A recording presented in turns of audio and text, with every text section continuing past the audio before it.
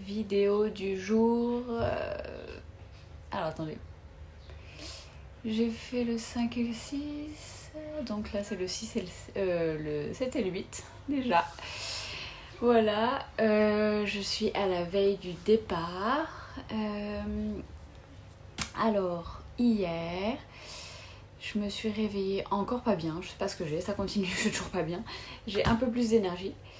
Donc hier j'ai fait une petite séance de yoga, comme vous avez pu voir. Ça m'a fait beaucoup de bien, ça faisait très longtemps que j'avais pas fait de séance de yoga. Ensuite j'ai mangé et je suis allée me promener dans des gorges qui sont à 30 minutes d'ici. Donc voilà, globalement c'était chouette, je me suis posée, j'ai bouquiné et j'ai rien fait de plus. Alors on pouvait aller plus loin sur les rochers pour se balader un peu, mais j'avoue que j'avais pas spécialement envie d'aller plus loin. J'avais vu ce que j'avais envie de voir et j'avais vraiment envie de me poser, de bouquiner. En plus il y avait pas mal de monde, dont un groupe de garçons qui étaient là. Et je me suis dit quand même que les femmes, alors pas toutes, je généralise pas bien sûr, mais c'était plus compliqué quand même pour nous parce que par exemple là j'ai mis plus de temps à aller où je voulais en me disant que j'avais pas envie d'être embêtée par ce groupe que je ne connais pas. Donc ils peuvent être super gentils comme super entreprenants.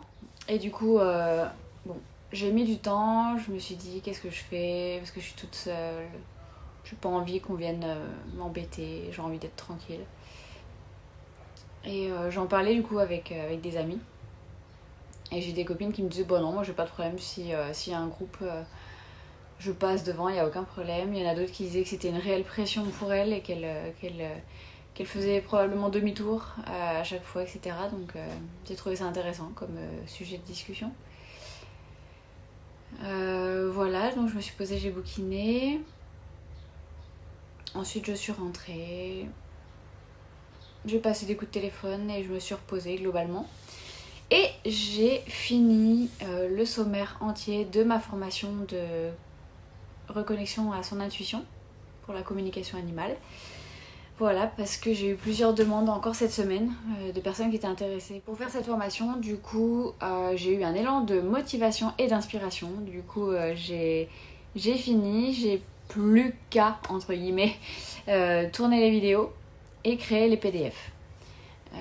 J'espère réussir à le faire bientôt. Voilà, donc je suis quand même assez fière de moi, assez contente. Voilà, donc ça c'était pour hier. Pour aujourd'hui, je me suis réveillée, j'avais gagné lors du salon que j'ai fait il y a quelques semaines un tirage de cartes, une guidance. Donc cette personne m'a téléphoné, on a fait la guidance ensemble et c'était super chouette, super intéressant. Donc voilà. Ça a duré pas mal de temps ce matin. On m'a proposé un deuxième salon, du coup je suis super contente, auquel j'aimerais participer. On m'a demandé si je prenais toujours des rendez-vous malgré mes vacances. Oui, je prends toujours des rendez-vous pour le mois de juin. N'hésitez pas à vous inscrire sur mon site internet. Il y a plein de prestations proposées, que ce soit par moi ou par Lucille. Communication animale, communication télépathique avec votre âme, donc lecture d'âme, guidance du moment, les messages de vos guides, chemin de vie, animal totem, etc. Donc je vous laisse aller voir sur mon site, je vous mettrai le lien dans la bio. Donc voilà pour ce matin, j'ai passé un coup de téléphone à ma fille aussi. Et ensuite je suis partie en me disant que j'allais casser mes principes. C'est-à-dire que je refusais d'aller dans des zoos ou dans des aquariums en me disant que pour moi, des animaux en captivité étaient des animaux en souffrance. Donc, je me suis dit que ça, c'était mon avis personnel, mais que la meilleure solution de le savoir, c'était de directement leur demander. Donc j'avais plusieurs possibilités autour à Barcarès. J'ai décidé d'aller dans une réserve, une petite réserve animalière avec ce qu'ils appellent les prédateurs du coup. Donc des loups, des tigres, des panthères, des putois, des loutres, etc., etc. Il y avait pas mal d'animaux. En me disant que j'allais leur demander et comme ça, au moins, j'allais être sûre de la réponse. Et j'ai été sidérée, j'ai été émerveillée, j'ai été étonnée, j'ai été par cette réserve qui s'appelle du coup Ecosonia et que j'ai juste trouvé merveilleuse. C'est un concept unique en Europe. Ils appellent ça la terre des prédateurs. Et voilà, donc je me suis fait mon propre avis en allant directement parler aux animaux. Donc là je regarde, il y a quoi? Il y a des loutres, des chiens de viverrin, des dholes. Alors les dholes, je connaissais pas. C'est magnifique, vous pourrez le voir, vous le voyez dans la vidéo. C'est magnifique, ils étaient toujours derrière moi. Des loups, des ours. Alors j'ai pas vu les lions. Ah bah non, les lions c'est pour 2023, c'est pour ça que je les ai pas vus. J'ai pas vu le lynx non plus parce qu'ils viennent d'avoir des petits. Enfin un petit. Du coup ils passent le temps à pouponner. Du coup voilà. Mais j'ai eu un énorme coup de cœur pour le tigre. En fait donc je suis rentrée dans la réserve et je me suis connectée directement en me disant voilà, en prévenant j'arrive. Si vous avez des messages à faire passer, si vous voulez parler, si vous voulez m'expliquer comment vous vivez les choses, je vous écoute, je vous accueille. Les premiers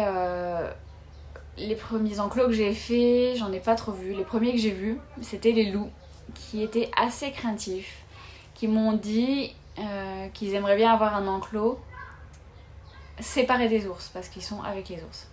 Les ours, eux, il n'y a aucun problème, ça leur pose pas de soucis. Mais les loups, eux, préféraient avoir un enclos séparé. Donc, j'ai commencé ma visite avec un petit a priori quand même, en me disant, bon, ça commence pas super bien. Après, ils m'ont clairement dit qu'ils étaient bien, qu'ils étaient bien traités, que les humains ici étaient chouettes. Ensuite, j'ai demandé à l'univers si je pouvais avoir accès à un animal plus proche et moins craintif. Et dans la seconde qui a suivi, je suis arrivée à l'enclos des tigres et ça a été incroyable. Incroyable. Je suis arrivée et en fait, un des tigres était en train de se baigner juste en face. Donc on a accès au bassin avec la baie vitrée. Et donc je me suis présentée à lui, je lui ai dit que voilà, pour savoir comment il vivait les choses, pour savoir... Je lui ai expliqué mon a priori des animaux en captivité, etc. Et en fait, on a parlé un peu. Donc il bougeait pas, il restait au niveau de là où il était au bassin.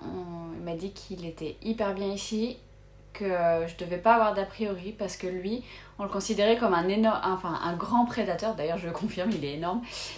Un grand prédateur qu'on pourrait croire qu'il est sans danger dans la nature, mais que lui, il se sent en sécurité dans son enclos, qu'il est content d'avoir de la nourriture à tous les coups, et qu'il se sent bien, qu'il est bien traité, et qu'il adore les humains. Il adore les observer, et qu'il adorerait pouvoir jouer avec nous. Donc il a bien conscience que c'est pas possible. Et suite à ça, je lui ai dit, si tu veux, je peux jouer avec toi. Je pense que la vidéo que je vais vous montrer, que je vais partager, parle d'elle-même. Il est arrivé, il a joué en essayant de gratter, il a sauté partout contre la vitre, il a léché la vitre, j'ai posé ma main sur la vitre, il a posé sa patte. C'était juste trop magique, trop merveilleux. Et voilà, quand il a fini de jouer, je l'ai remercié, lui aussi m'a remercié. Et voilà, c'était une expérience vraiment unique. Ça peut paraître pas grand chose pour certains d'entre vous, mais pour moi j'étais dans mon élément, j'étais vraiment trop bien. J'ai passé une après-midi où j'ai marché seule dans le parc, j'y avait vraiment personne, j'ai croisé 2 classes je crois. Et j'étais seule au monde dans ce parc avec... Bon, il y avait des soigneurs qui passaient de temps en temps, super gentils d'ailleurs, qui disaient bien bonjour. La dame à l'accueil super agréable avec qui j'ai discuté. Enfin, vraiment, le parc en lui-même est super joli, super bien entretenu. Et on sent que les gens qui y sont passionnés. Donc voilà, je suis rentrée ensuite et je vous fais cette vidéo. Et voilà, j'ai passé une après-midi juste merveilleuse. Et on peut parrainer des animaux là-bas pour soutenir le parc. On peut aussi, il y a des lodges, on peut aussi passer la nuit. La chambre donne sur le parc à tigre, sur le parc à loup, et je crois même qu'il y a les ours. Et les lodges sont juste magnifiques. Enfin bref, peut-être qu'un jour je reviendrai passer une nuit à cet endroit parce que ça serait vraiment juste merveilleux. Mais voilà, vraiment une super expérience. Qui dit jour 8 dit dernier jour de l'aventure, enfin avant-dernier jour de l'aventure. Demain, je me suis réservée, parce qu'il y avait une offre, je me suis réservée quelque chose que je rêve de faire depuis des années. Je vous en dis pas plus. Et je suis à la fois super excitée et à la fois super stressée. Mais je doute pas que je vais être bien accompagnée et que ça va super bien se passer. Alors ne vous attendez pas à un saut en parachute, j'en suis pas là non plus. Mais voilà, ça correspond encore à des choses qui me font vibrer, à des choses qui me correspondent. Donc ceux qui me connaissent bien, ils savent qu'il n'y a pas tant de choses, enfin il y a beaucoup de choses quand même qui me font vibrer. Mais globalement, la nature, les animaux, la lecture, c'est les choses qui me font vraiment vibrer. Et le sport.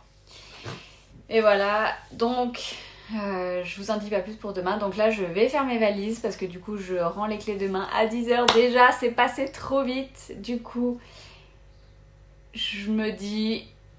Quand je suis arrivée, j'avais vraiment peur. J'avais vraiment peur de me sentir seule. J'avais vraiment peur d'être pas bien. Et en fait, c'est génial de se retrouver seule avec soi-même. C'est une expérience juste merveilleuse. Je suis vraiment super contente d'avoir pu le faire, d'avoir été jusqu'au bout des choses. Je vais aussi m'arrêter de nouveau chez ma cousine. Je vais aller manger avec ma famille et je suis super contente de pouvoir le faire aussi. Super reconnaissante. Donc voilà, et ensuite je rentre et je récupérerai mes petits loups le lendemain. Donc voilà, j'ai préparé une surprise pour Agathe demain, c'est son anniversaire, elle a 8 ans. C'est important pour moi parce que Agathe, elle a le même chemin de vie que moi, le numéro 8. Et quand on a le même chemin de vie dans une famille, ce n'est pas pour rien. Et cette année, Agathe a 8 ans. Pour moi, c'est une année importante pour elle, c'est une année importante pour la mission qu'elle a. Et je tenais vraiment à marquer le coup, alors je suis pas là. Mais du coup, je lui ai fait faire livrer un joli bouquet de fleurs au dojo de judo où elle fera sa compétition demain. Donc j'espère que son papa aura la possibilité de la filmer parce que j'ai vraiment très envie de voir sa réaction. Je sais que c'est stressant pour elle d'aller à cette compétition. Donc j'espère que ça la reboostera un petit coup. Et voilà pour cet avant-dernier jour. Donc demain, je rends les clés à 10h. Après, je sais pas trop ce que je vais faire. Je vais voir. Peut-être aller à la plage. Je vais y réfléchir. J'ai encore un peu de temps. Et en fin de journée, entre 17 et 19h, du coup, il y a cette fameuse chose dont je vous parle. Et après, je reprends la route direction l'Ardèche, chez ma cousine, pour aller leur faire un bisou avant de rentrer. Voilà pour cette vidéo du J7 et J8. Du coup, je vous mets les vidéos que j'ai prises pendant ces 2 jours et puis je vous dis à demain.